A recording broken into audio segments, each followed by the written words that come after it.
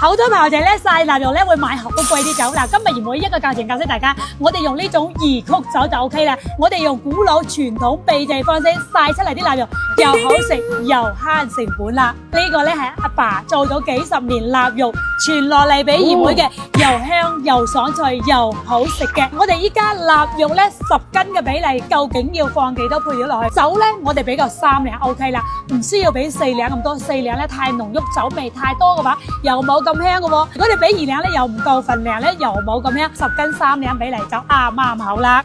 我哋倒3兩落去嚇，鹽我哋究竟要俾幾多咧？俾2兩半得啦。有啲朋友仔咧中意食鹹啲就俾個3兩，但係3兩咧會好鹹嘅，所以我哋俾2兩半夠啦嚇，唔需要太重口味嘅。依家食嘢。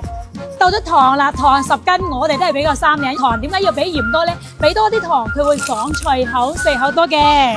好啦，俾完配料要即刻撈勻佢先得嘅。嗱，我哋要炒得到均勻咧，咁樣啲臘肉咧醃得慢，佢第日先至拖水嚟曬，先會更加好食嘅。你按照賢妹呢個方法嚟曬出啲臘肉咧，又爽脆又香又好食嘅。我哋咧要撈得咁均勻，每條都會有鹽糖豆喺埋一齊咁樣先得嘅。撈均勻之後咧，我哋要一晚，第二日先用熱水拖咗水吊乾先試試油，即刻曬就 OK 啦。如果你哋想曬出臘肉又好食又香又脆口嘅臘肉咧，記得要點讚收藏賢妹呢一條視頻啦。